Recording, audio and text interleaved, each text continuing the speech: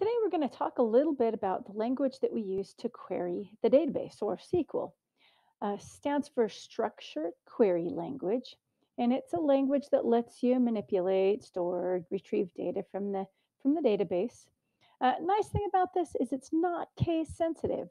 So, for example, if I have a select statement such as this, I could easily write it like this with all uppercase letters, because traditionally the keywords are you put them in uppercase, but the compiler will read it no matter what.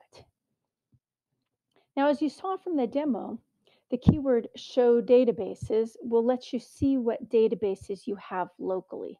You do need to use the use statement to tell what database you're going to be using. And you'll have to do that every time. You won't have to load the data from the database at each time like we've already shown you how to do. Now that we've done that, that's over with. But every time you open up Workbench, you'll have to key in this use student 255 so it knows that it's using the student database. If you have another database, you'll have to say use whatever database you happen to be using there. Now, the show tables command lets you see what tables you have available in the database you have already chosen. You have to say use the database first before you can say show tables, because it's dependent upon which database you're in. Okay, so here is your basic select statement one more time. Lets you see this particular one says select. The star means everything. And then from is which table you're going to be. So in this case, it's going to show everything from the grade table. So the grade table has a student ID, a section ID, all this information is from the grade table. Now, all you have to do is switch out that table name. Here I now have select star from course, and that will show you the information in the course table. Okay, let's show you some more basic select statements. So now here's our basic select statement, select star from course, and that will show all of the data in the course table.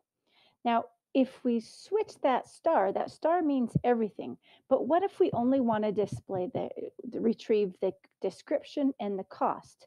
Well, what we can do is instead of putting the star there, we'll put the description and the cost there.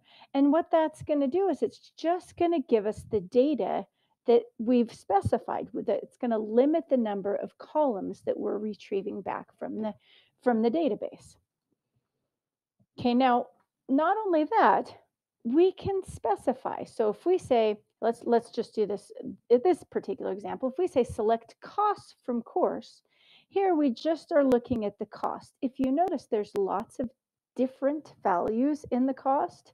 So if you wanted, you can use the keyword distinct, select distinct cost from course, and that will just give you the different values. It'll eliminate any duplicacies there happen to be. And then we can order the information using the order by.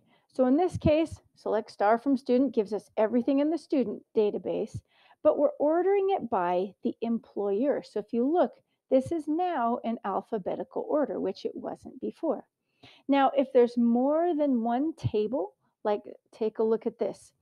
We have it's ordered by the employer, but what if we also want it ordered by their last name? Here we're completely out of order. We got M, T, C, T. We can put a comma in and say a second column that we want it ordered by. And what that's going to do is that's going to switch it around. So now it's first by this category, and then within that category, it's ordering it by, in this case, their last name. Okay, we've seen that you can limit the number of columns you get back by changing this to whatever column you want. But now you can also limit the number of rows. You can specify a condition of the records that you want to receive. So once again, we're going to start off with our basic select statement, select everything from the courses table, but we can add a where in there. I want to say where the prerequisite is equal to 122. And now we're getting all of the information, but we're only getting the information of the rows that have the prerequisite of 122. Now this is with an equal operator. That's not the only operator you have. You have equal, greater than equal, less than equal. We'll talk a little bit more about between and like and in. So I'm going back to this where, and we're limiting it. You got your select star from course where the prerequisite is 122. Okay, now I'm going to just change this just slightly so you can see a little difference. I'm going to say greater than or equal to. So you notice how many more records I have, but you still don't have anything less than 122. That's the starting number. So you can use those operators in place of that equal sign. You could use less than. Suppose you wanted the ones that have a prerequisite less than 122. You could change that up there. Now, the between operator is a super cool one because what it does is it says, I want to get a range between this value and this value. Okay, so let's give you an example of this. I've got select star from course where the prerequisite is between 122 and 134. So in this case, I don't have anything past in this case 132 because I don't actually have a value 134. But that means all of these values are within that range just by using that keyword between. And there's also a keyword and in there, but you know. Okay, now the next one is a pattern matching by using the keyword like. Like says you can use this funky percent sign, and that will replace any number of characters, versus an underscore will just replace a single character. So in this particular select statement, I've got select everything, so I'm getting multiple columns from course where description like D%. That's going to give me every column that starts with the letter D. Now, if you look at this next one, I've got the percent sign first. So this is going to, if we replace any number of characters. So it's going to find anything that ends with the word admin. Now, null values are positions in the database that don't have a value. Null just means no value. So, for example, if you wanted to see if you could find any fields that don't have a value, you could say select star from course where cost is null. You don't use an equal sign, you compare it using the is operator. And alternatively, there is not null. So this would show everything except for those that didn't have a value. And, or, and not. Okay, so what these do is these filter records based on more than one condition. Now, the difference is and displays records where all of the conditions are true, and or displays the records if any one of the conditions are true. And so you got this one. We'll show you the example with the and. So in this particular situation, it's finding everything from the grade table where their grade is above 90%, but their grade type code also has to be a quiz. So in this situation, it's going to find if it's anything, and any quizzes above 90% is what it's going to find. Now, suppose we had switched that to an or. In that situation, it would have found everything that was a quiz and every assignment that was above 90%. And the reason why it would do that is because it's any time any of the conditions is true, it would return that value. Okay, now we're going to go with a couple of trickier ones. This is getting to some more advanced things. Okay, we have what's called an alias. An alias is just another word that represents the column field. For example, first name, sometimes that underscore is not very user friendly for people looking at the column. So maybe we want it to be named first name with a space, but our field names don't allow for spaces. So we can use an alias to do this. So this is saying select first name as, and then in single quotes, I'm putting first name. And then we're going to take last name as, and then in single quotes, I'm going to put last name. So this time when it shows up, instead of those underscores and in all caps or whatever, it's showing in a nice aesthetically pleasing view. So that's an alias. An alias can be used as just a way of renaming the column. But an alias can also be used to concatenate multiple fields into one. For example, suppose we wanted it to be called student, and it's going to take their last name and their first name.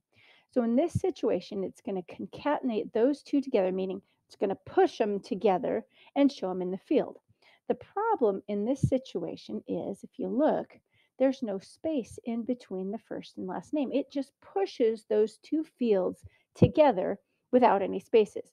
So I'm going to show you, it doesn't look as pretty as this, but what we can do to fix that is we could say, well, we want the last name, and then in single quotes, I have a comma and a space.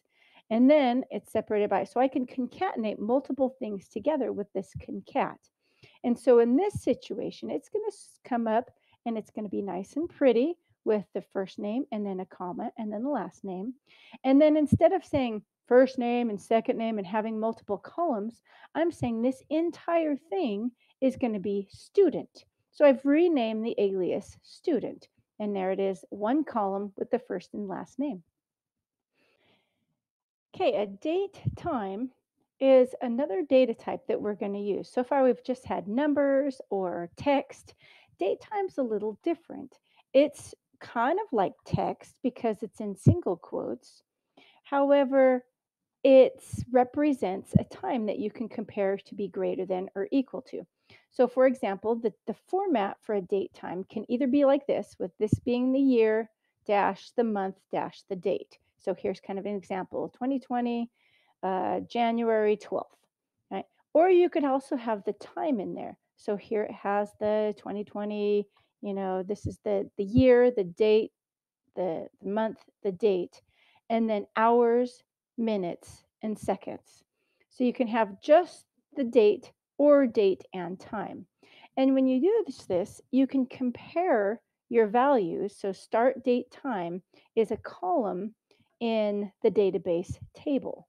And in this situation, they're trying to find a start time that's greater than 2019 0700. So the January, March, April, May, June, July 0. That's kind of a weird one. We should probably do like July 1st. That would make more sense, wouldn't it? Let's do July 1st. Yeah, there we go. But then that's the way it works is you have your year, your month, and your date. But you can still compare with the greater than, less than some symbols, and it understands based upon the date, month, and year. Okay, last one we're going to show you is this case. A case returns a value on a specific condition. So in this situation, I'm going to do a select. If we just get rid of this whole inner section, you've seen that before because you've got select some sort of field. In this case, it's grade type code, and then from whichever table. Well, in that particular table, it happens to have a Y or an N to be yes or no. Now, suppose we wanted them to spell it out as yes and no. So you could say, case this particular field, when it finds a Y, then change it to the word yes. And then it finds an N, then change it to the word no. And then this ends where the case is. So this is where it starts, this is where it ends. And then it says as drop lowest. So it's renaming the alias as an alias. So it's called drop lowest. And instead of displaying a Y or an N, it's displaying a yes or a no. Okay, that is it for our kind of brief overview of SQL. You're going to go through the try it out assignment, and it will give you very similar examples to what I've just done, and it will have you make some modifications and changes and observations on it. Do the try it out assignment before starting the challenge, and it will be really helpful when you get to the challenge. Good luck, and let us know if you have any issues.